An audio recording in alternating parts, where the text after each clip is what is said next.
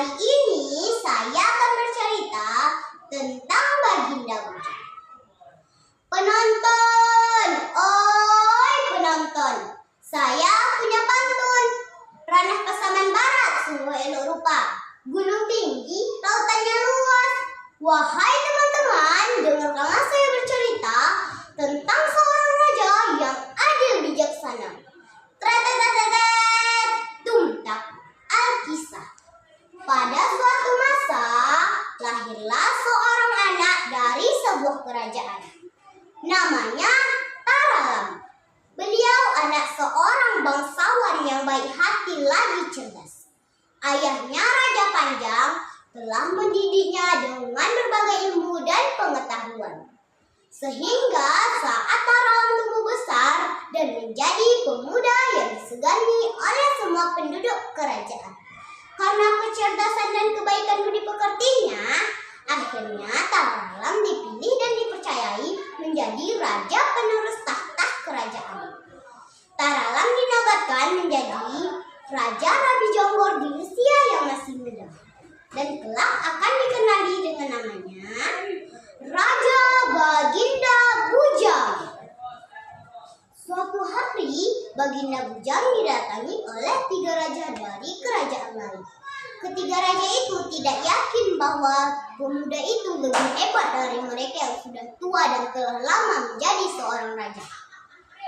Ketiga raja itu merencanai tipu daya untuk mempermalukan Baginda Bujang dan tunduk di bawah kekuasaan mereka. Ketiga raja itu merencanai hari perhelatan besar untuk para raja-raja di seluruh negeri. Hari perhelatan, Baginda Bujang pun yang berilmu tinggi mengetahui maksud dan tujuan ketiga raja itu. Tetapi dia tetap menjamu dengan baik dan santun di istananya.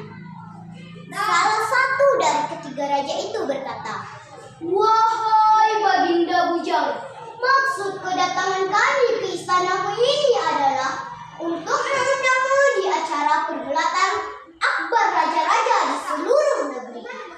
Kami harap engkau bersedia datang." Baginda Bujang pun menerima tawaran dan undangan dari ketiga raja itu.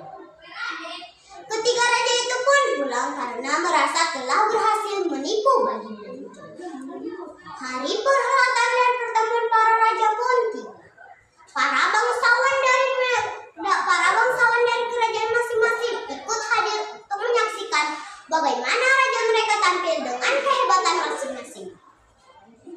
Para raja pun bergiliran bertemu. Raja tertua pun mengangkat keras saktinya dengan perasaan sombong. Raja kedua pun mengangkat mahkotanya dengan perasaan bangga. Raja ketiga menghadap ke seluruh rakyat dengan mengangkat tongkat berlapis emas anggur. Ketiga raja itu ingin rakyat mengakui kehebatan mereka.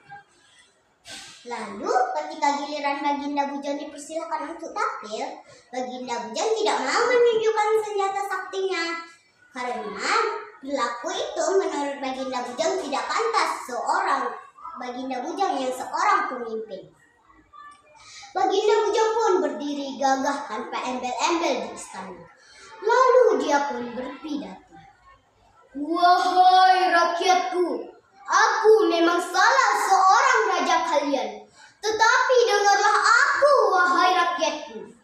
Aku datang ke sini untuk mengatakan kepada kalian bahwa aku siap memimpin para raja-raja di negeri kita. Jika kalian bersedia menjadi aku akan berjuang mati-matian untuk kemakmuran kalian. Sehingga kita bisa membangun pasar rakyat, sawah, ladang, irigasi, serta gedung pertemuan untuk para penduduk kerajaan." Bahasa yang indah dan menawan, ucapan penuh semangat dan gagah berani. Para penduduk kerajaan takjub dengan ide-idenya yang cemerlang. Seorang pemimpin yang merakyat dan berwibawa, ketiga raja itu terheran, tercengang-cengang. Mengapa Baginda Bujang pandai nama dan kehormatan Baginda Bujang pun semakin harum dan tersohorkan di penjuru kerajaan. Akhirnya Baginda Bujang dipilih dan dipercayai sebagai penghulu para raja-raja di seluruh penjuru kerajaan.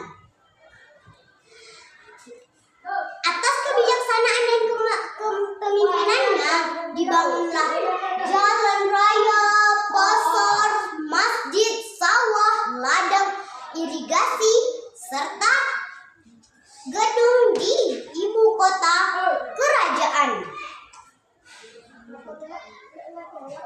Baginda Bujang dikenal sebagai raja yang cinta kepada rakyat dan tidak hanya hidup untuk kemewahan dirinya sendiri.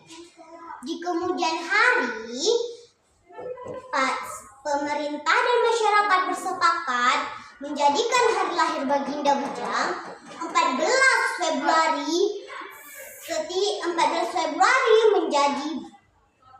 menjadi terbitnya kerajaan Radi Jonggor. Baginda Bujang hingga saat ini selalu menjadi tokoh pahlawan yang menginspirasi dan patut diteladani. Assalamualaikum warahmatullahi wabarakatuh.